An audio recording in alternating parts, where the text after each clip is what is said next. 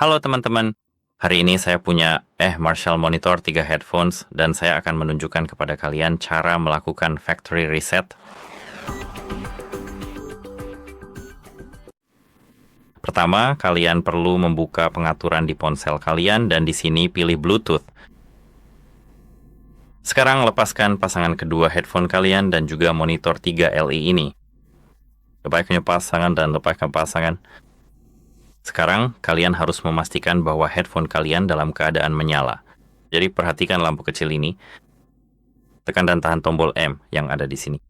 Ini adalah tombol M dan tombol ANC selama 5 detik, lalu lepaskan ketika indikator LED berubah menjadi ungu.